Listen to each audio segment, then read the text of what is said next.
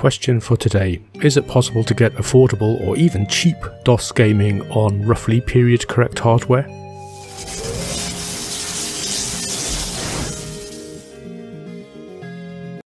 Hey, and welcome to this quest for affordable DOS gaming on vintage hardware.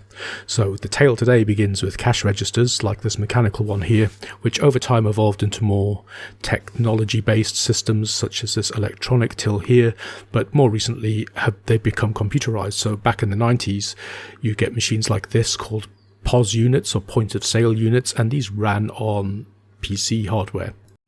Which brings us to this. So this is a POS unit given away by the logo on the front, DigiPOS, and this machine was sold on eBay as a PC based around ITD's Win chip, which was the main reason why I bought it, because I'm interested in that chip, and to be honest, this entire unit cost less than what most people are selling Win chips for as separate units. So I got it for that reason, to get a Win chip into my collection, because I quite like the idea of doing at some point in the future some benchmarking around Socket 7 processors, so I'm trying to collect as wide a range as possible. But then once I got the machine, I thought this was a really cute little machine, and I wondered if it had any potential in its own right to be a gaming rig. It's a cute little thing and it's very well made. It weighs an absolute ton. Obviously it was to take the wear and tear of the retail environment, where it probably took quite a battering.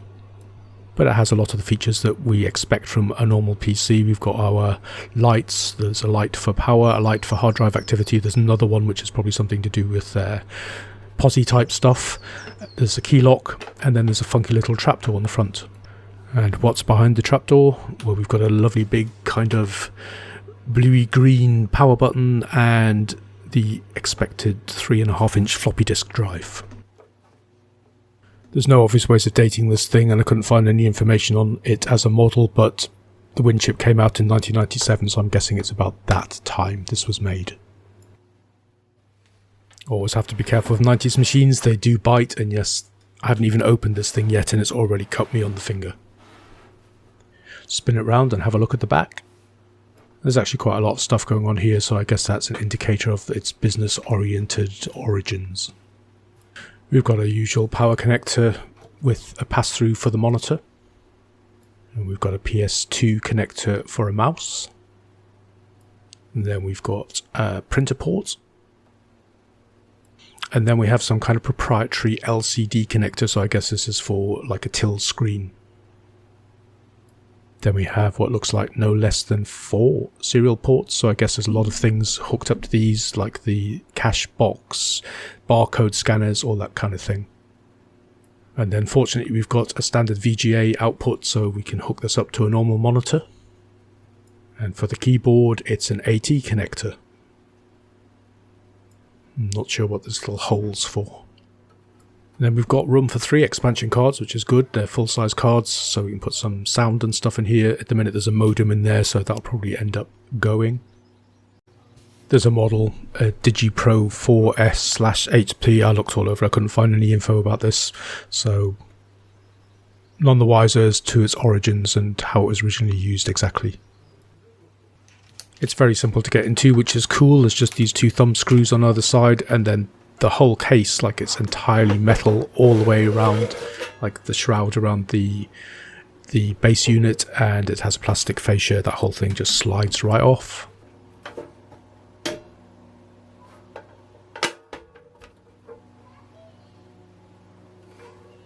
So a quick look at the power supply first. So it's labelled as a Datavan International Switching Power Supply. Now I believe Datavan are the people who make the POS unit, not the manufacturer of this PSU.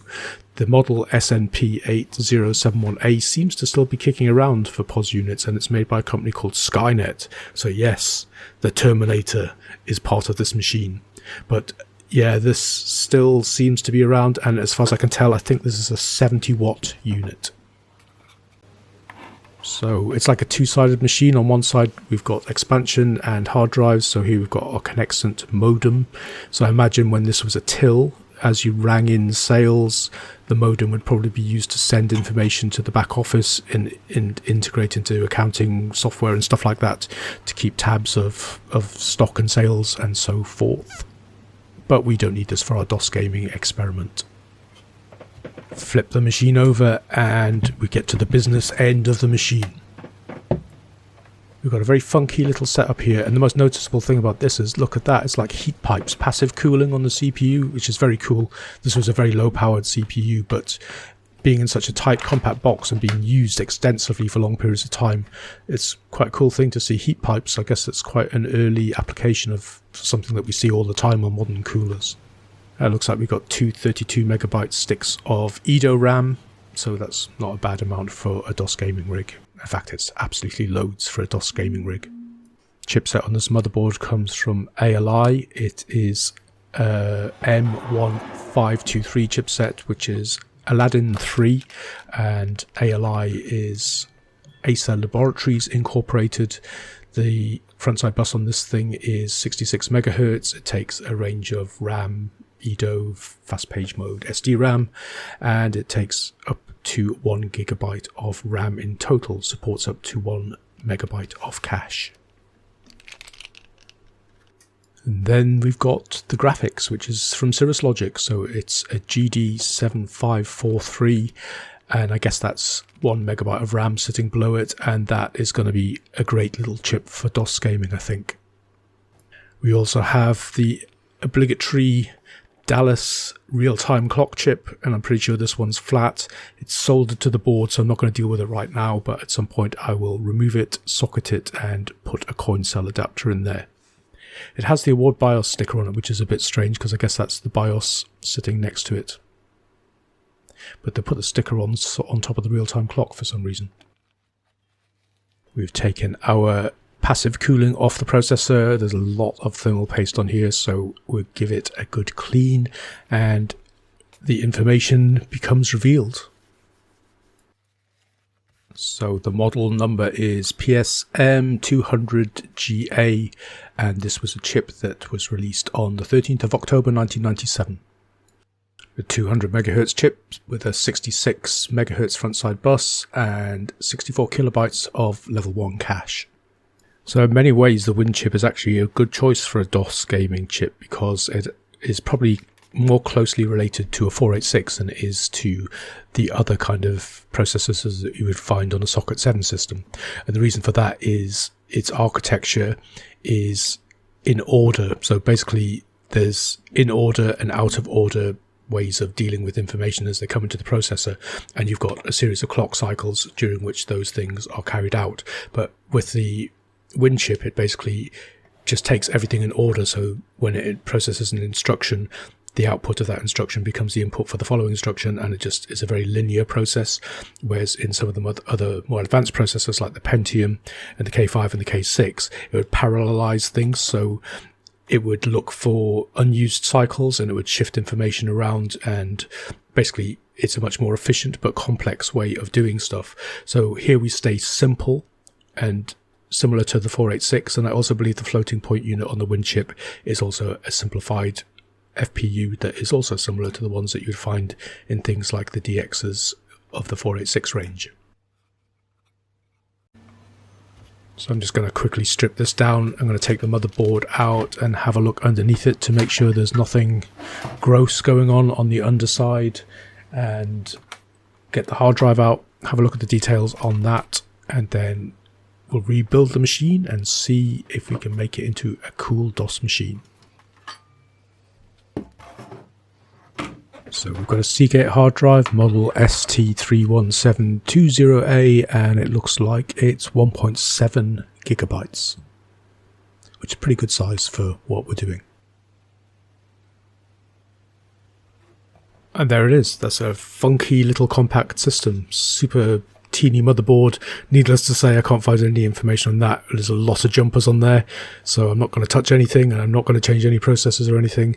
But yeah, a nice little system. I think it's all clean, it's all looking good, so I'll just get it rebuilt and then we'll see if we can get it working as a gaming rig. We'll get the thing rebuilt. So thinking this would be a super handy little thing to just pick up and go. I mean, if you wanted to take something round to somebody's house to do a bit of retro gaming, or something along those lines, this would be a very, very simple thing in conjunction with a small LCD monitor. Just pick up and stick it in a rucksack or something and take it off, and then you'd have your complete gaming computer ready to rock some DOS games wherever you wanted to go. So that's the idea.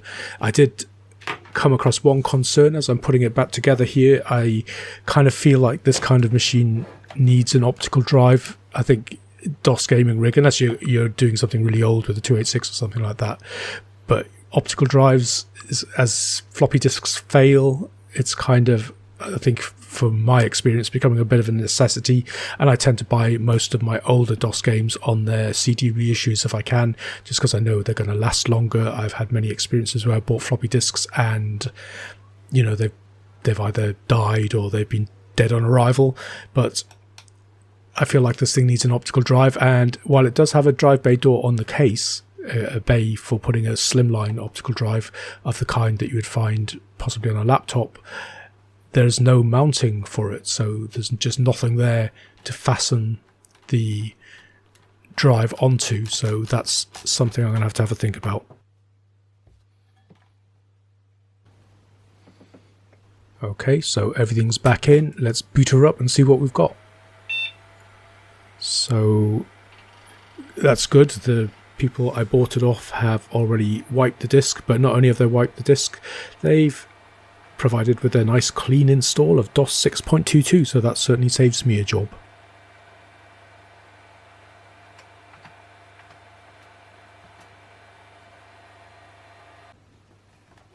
So at this point I started to hit some problems. The only thing that this machine really needs to become a DOS gaming rig is a sound card. So I've chosen a Sound Blaster Vibra C.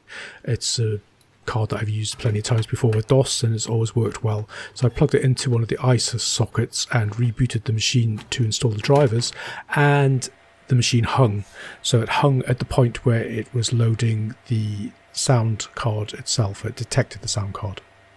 So my initial thought here is this, because whatever addresses and so forth have been set on this card previously, is possibly causing some kind of conflict with the BIOS settings. Now, the BIOS here, because there's no live battery, is basically loading defaults every time the machine starts up. So I took the card out again and it still failed.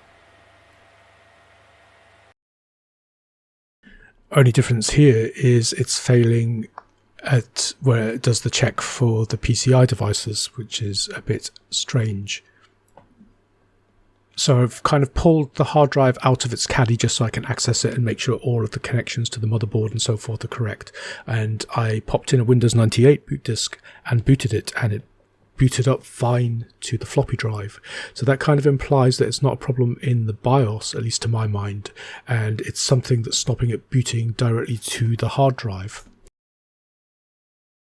I ran ScanDisk on this thing and it didn't find any problems. I then removed the DOS partition using fdisk and recreated it and did a fresh install of DOS 6.22, and it all made absolutely no difference. It was still hanging at exactly the same point.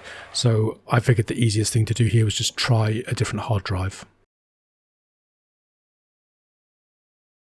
So I whipped out another Seagate drive, this one's slightly bigger, and installed DOS again, and what do you know, it works.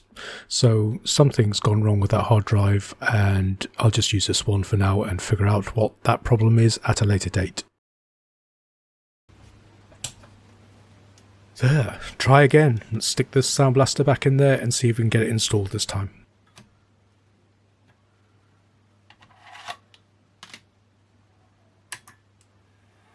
So once the card was in its slot, I rebooted just to make sure I didn't get that same hang in the same place, and it seemed fine this time, so all good. Went ahead and loaded the drivers, which went smoothly. And my favourite bit of always installing these old cards is to hear those little test signals working correctly. 8-bit testing. 16-bit testing.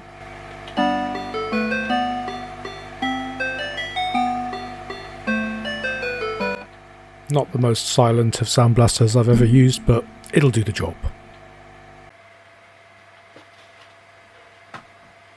So everything's working well. I was having another quick think about this optical drive. So here you can see what I mean.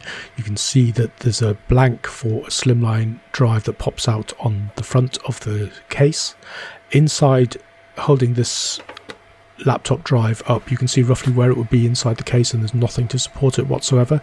It does look like there's some holes on the plate below it where there was possibly a bracket that came with this originally. It seems strange that they would have included this blank and this space for a drive, but not had a means of actually fastening it. It also sits above the expansion cards, so it would have to be sort of fairly well held. I thought about doing some creative stuff like maybe hot gluing the drive to the inside of the chassis and then running IDE extensions and power extensions into there, but it all seemed a bit messy. So I'm going to have another think about how I can get software in bulk onto this machine. Since we're stuck with floppies for now, I thought what better excuse than to dig out this box of games that I've had kicking around for a while. New old stock, still sealed up and fastened with nylon stuff. So let's crack this open and see if we can get it running on the machine using the floppy drive. So I think it's probably a good time to put the machine back together and set it up properly, and then we'll try and install some of those games. I have ordered some things that might be a good way of getting software onto this machine. Whether or not they arrive in time for me to slip them in at the end of this video not remains to be seen, but let's get the thing set up as it's going to be used in the wild and see if we can get those games running. There it is, all together, and I think it looks pretty sweet. It's a cute little thing. I'm not sure about the DigiPOS badge. I might see if I can get some kind of case sticker or something to go over the top of that, you know, some of the stickers that I like to put on my machines, and cover that up with something a bit more sort of topical, like a DOS badge or something. But let's boot it up and get some games installed.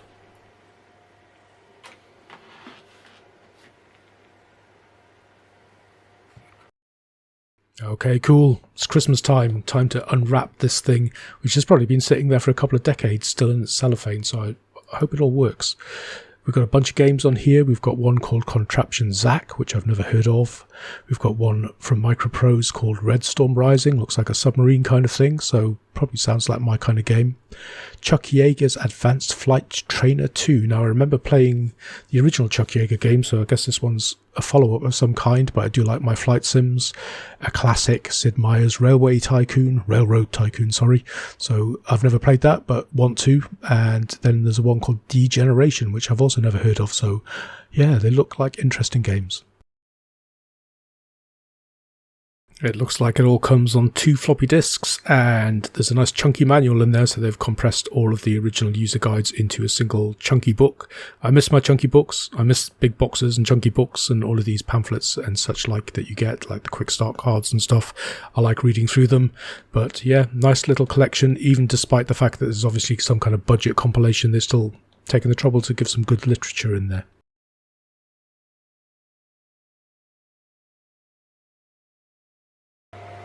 Moments of truth. It doesn't work.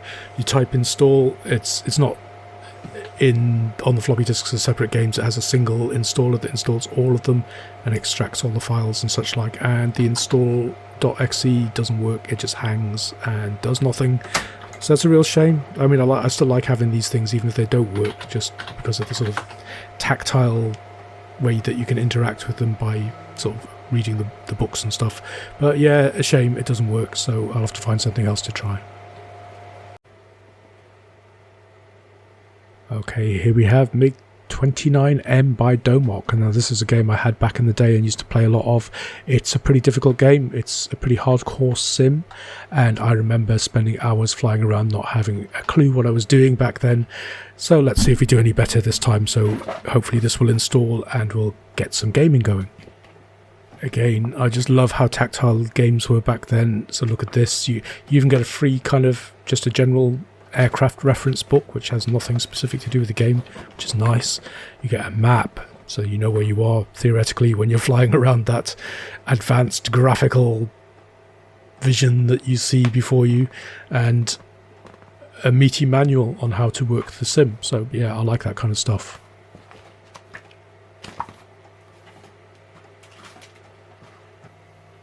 cool. Seems to have installed okay, so let's fire it up and see what we got.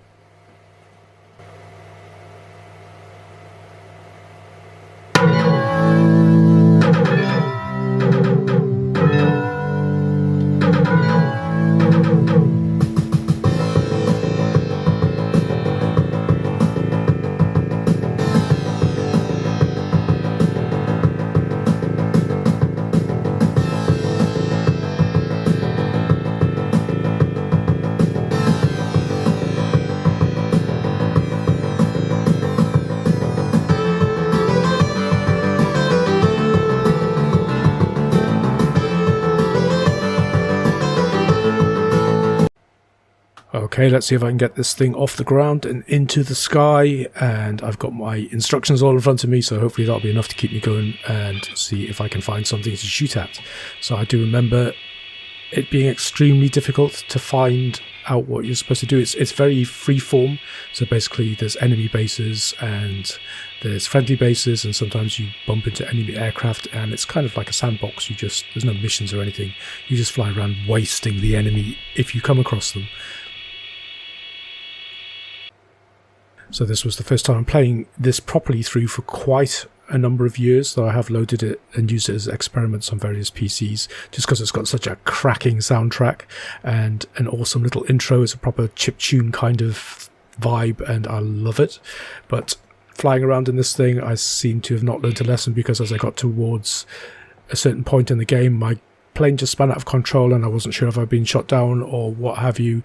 And after a bit of thinking and looking through the book, I ran out of fuel. So it goes to show you how in-depth this is. It's not a game that you can just jump into and zoom around endlessly shooting things. You have to pay attention to what's going on. The engine going quiet should have really been a clue there. And there you go. Even in death, you are rewarded with an excellent chiptune piece of music and a fabulous piece of pixel art.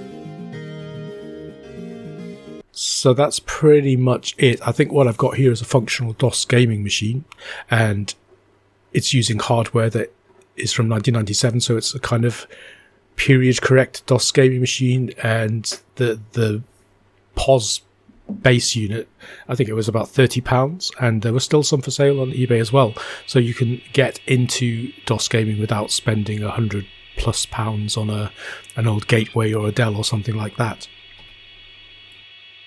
The way I've gone about this is possibly limiting, and that I've chosen to make it a pure DOS machine, and I've realised that not having an optical drive is an issue just because I don't have much software on floppy drive, but there are ways around that, and it hasn't arrived yet. But what I'd ordered was a compact flash adapter to go into one of the expansion bays, and the plan was to load ISOs of CDs into there and then install them onto the hard drive. One of the problems with doing that is any CD audio would be omitted, so you'd only be running the things off the synthesizer on the sound card, and you'd be kind of limited to the experience you would have got from the floppy disk versions of these games. But with a machine like this, there are other options. I could have loaded Windows 98 SE onto this machine and had USB and put in a USB expansion and been able to, a PCI USB expansion, and being able to load stuff in that way, which was another option. But I think the ultimate option to make this into a slick little DOS gaming PC is to leave things as they are and figure out a way of manufacturing a bracket of some description so I can get a slimline optical drive onto the machine, which is something I'll probably look at some point. But in the meantime, this has been a fun little project. I hope you've enjoyed watching it and had fun watching it the way that I have in making the machine. And yeah, this thing was cheap, £30 on eBay, a period correct gaming PC that you could hide the till based origins of with a couple of well placed retro stickers, and it'd be a cool little machine. Anyway, I could waffle about it for ages because I really quite like it. But anyway, I'm going to draw a line there and call it time on this video. So again, I hope you enjoyed watching it, and if you did, it'd be great if you consider giving me a thumbs up, subscribing, or leaving a comment below and let me know what you think about this kind of thing. And I hope to see you on the next video. Thanks very much for watching, and I'll leave you with some of that fantastic chiptune music as the video plays out.